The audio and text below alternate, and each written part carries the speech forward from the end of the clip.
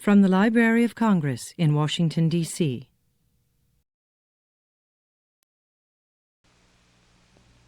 From Washington, the combined radio and television industry brings you a special report on the Salk polio vaccine. The Public Health Service of the Department of Health, Education and Welfare has been conducting extensive tests on the vaccine, and tomorrow the department is releasing its final report on the findings of those tests. To give you the highlights of that report, here now are the Secretary of Health, Education and Welfare, Mrs. Ovita Kulp-Hobby, and the Surgeon General of the United States Public Health Service, Dr. Leonard A. Sheely. Secretary Hobby. Good evening, ladies and gentlemen. Poliomyelitis and the safety of the Salk anti-polio vaccine is vitally important to all of us. Scientific processes are often difficult for us to understand as laymen. Yet it is important that we understand the results of scientific findings so that we can be intelligent in making decisions about our own children. The Public Health Service of the United States, whose duty it is to protect the health of the nation, is a corps of physicians, scientists, and other professional health workers. It has served us with integrity since 1798. I have asked the Surgeon General of the Public Health Service to talk with us tonight about vaccines, and the Salk vaccine in particular. He has served as an officer in the service since 1930, and as your Surgeon General since 1948. It is my privilege to present a distinguished public servant, Dr. Leonard A. Sheely. Many questions have been raised in recent weeks about the new vaccine against poliomyelitis. People are asking, is it absolutely safe? Does it really protect against polio? Will there be enough vaccine for large-scale use this summer? I will give you the facts about the vaccine as I know them, and I want to give you some idea of the outlook for the future. First, something about the disease itself. Polio occurs everywhere, in this country and throughout the world. It is caused by a virus so small that its presence cannot be known except by its effect on living animals or on cells in tissue culture. Nearly everyone is in repeated contact with the virus and is infected by it at some time in his life. The disease is generally very mild and goes unnoticed. In cases that come to the attention of physicians, there is fever, sometimes a sore throat, sometimes the muscles ache, but recovery is usually prompt. However, in about 1% or less of these cases, the virus invades the spinal cord or the brain and causes muscle weakness or paralysis. Polio brings many personal tragedies each year. It is truly a national health problem. But we should recognize that more children die each year from pneumonia, cancer, and heart disease, for instance, than from polio. Even without immunization during an average year, the chance that any individual of any age will get paralytic poliomyelitis is 1 in 7,500. 1 in 32,000 will suffer permanent crippling, and the chances are only 1 in 68,000 will die from polio. So far this year, throughout the nation in the age group from 1 to 19, there have been 1 in 3/10 cases of paralytic polio among each 100,000. Last year, for the same period, the rate was 1 in 4/10. The comparable 5-year average was 1 in 1/10 per thousand. While it is much too early to make any predictions, there is no reason to believe that the incidence of polio this year will be greater than the 5-year average. Experience indicates, however, that there will be scattered local epidemics, and some may be severe. Let me tell you in a few words about the development of the polio vaccine. Dr. Jonas Salk had the knowledge, intuition, and tenacity to create a poliomyelitis vaccine out of the sum of available scientific knowledge in virology and immunology. The National Foundation for Infantile Paralysis, through public contributions, supported the development and application of Dr. Salk's vaccine. It was carried through the experimental stage, tested on a large scale last year, and launched this year as a major nationwide immunization program under Foundation leadership. Now I want to explain how a vaccine works and how it is made. To acquire immunity against contagious disease, our bodies must create defenses against the bacteria or viruses which cause these diseases. These defenses are called antibodies. Antibodies of various kinds are always present in the system. Whenever the organisms of disease invade the body, the system becomes a battleground between the forces of health and disease. Vaccines are the product of infectious agents. A vaccine stimulates the body to produce its own antibodies. These antibodies then can help prevent disease. That is how a vaccine against poliomyelitis works. Now let me tell you how it is made. First, polio virus is grown on tissue from monkey kidneys. Since there are 3 important types of polio virus, each must be grown separately. Second, the virus of each type is inactivated separately by treatment with formaldehyde over a period of days. Third, the 3 inactivated viruses are mixed. Finally, the mixture is bottled for distribution. Now let me explain what we mean by inactivation. At the beginning, there might be as many as 4 million live virus particles in a teaspoon of the substance. At the lowest point, that virus concentration can be measured. There might be only 1 virus particle in a quart of material. But in practice, the manufacturers don't stop there. The inactivation process is continued beyond this point.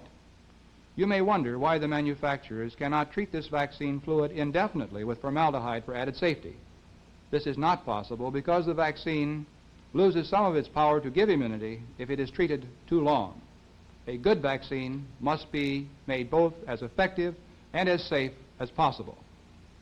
The basic theory has been that during the period of treatment with formaldehyde, the course of inactivation followed a straight line down. With continuing treatment, it was calculated that there would be perhaps as little as 1 live virus in 1 million tons of vaccine fluid. Actual experience in large-scale manufacture has demonstrated that, whether for theoretical or practical reasons, the course of inactivation does not necessarily follow a straight line. Instead, it often tends to form a curve. This means that we cannot be sure that there has been adequate inactivation by getting a single negative test at a single point. We have learned that it is necessary to have 2 consecutive negative tests 3 days apart. From experience accumulated since April 12th, we have learned that it was possible to build into large-scale manufacturing and testing process added safeguards. Our policy has been safety, not speed, except as the latter is compatible with safety. There are 3 key points for safety testing during this process. The first is during the period of inactivation. 2 consecutive tests in tissue culture must show no active virus before the 3 types are mixed. The second test is done after the mixture. This test must show no live virus, not only in tissue culture, but also in monkeys. The third is a test made on samples of vaccine after it has been bottled and before distribution. I want to make it clear that there is always the possibility of very minute amounts of active virus in the vaccine. However, these amounts of active virus have been reduced as low as science can reduce them without destroying the effectiveness of the vaccine. The possible presence of very, very small amounts of active virus is true of all vaccines made, as this polio vaccine is made, from active virus. We have successfully used these vaccines made from live organisms for as long as 50 years because medical science knows that they convey a great benefit to mankind. It took time to work out the extremely technical details of these additional safeguards with scientists and manufacturers. The new standards require some changes in production and testing processes by the manufacturers. Making and testing a vaccine is a difficult and delicate process. You cannot make viruses meet deadlines. You cannot force scientific work to meet dates on a calendar. And it must be kept in mind that the entire process of manufacturing a batch of vaccine from beginning to end takes about 90 days. That is a reason why we can give you no precise estimates of how much vaccine will be available at any given time. The manufacturers have assured me that they can and will produce vaccine under these requirements. But I want to make it clear that they will not be able to produce enough vaccine to immunize all children this summer. The field trial of 1954 showed that though a child is vaccinated, there will still remain a chance that he will acquire paralytic poliomyelitis because the vaccine does not cause all children to develop immunity. This is true with respect to all immunization procedures. It is true because there is no such thing as a perfect vaccine against this disease, poliomyelitis, or any other disease. But, and this is the important point, the risk is much less than if the child were not vaccinated. I've been presenting the national picture as I see it as Surgeon General of the Public Health Service. By releasing more vaccine for use, as I did yesterday, I have again demonstrated our confidence in its safety and effectiveness. But conditions vary widely in different sections of the country and at different times of the year. These general considerations must be applied by doctors in each community. Each physician has his own training and experience, and most important, he knows the individual needs of his patients at a particular time and in a particular community. The family doctor always has, in addition, access to the technical information from health officers and from medical organizations. It is the family physician, then, who can best help parents who have special questions and problems. Decisions on polio vaccination, like many others concerning health that arise from time to time, are decisions that parents have to make with the advice of their physicians. Ladies and gentlemen, from Dr. Shealy's report to you, I know that you feel that the scientists, the public health service, the doctors, and the manufacturers are working together to give our children a safe and effective vaccine. To that end, we shall all continue to work. This has been a special report on the Salk polio vaccine.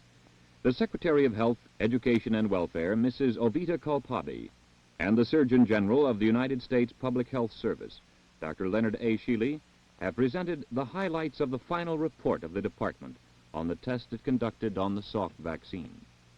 The United States Public Health Service is part of the Department of Health, Education and Welfare, specifically charged by the government to protect and improve the health of the people of the nation. The Public Health Service, under the Surgeon General, had its origins in early American history. It was in 1798 that Congress passed the first bill which eventually led to the establishment of the Public Health Service as we know it today, as part of the Department of Health, Education and Welfare. The department is the newest in the federal government, having been established by Congress on April 1st, 1953. This program has come to you from Washington and was a presentation of the combined radio and television industry.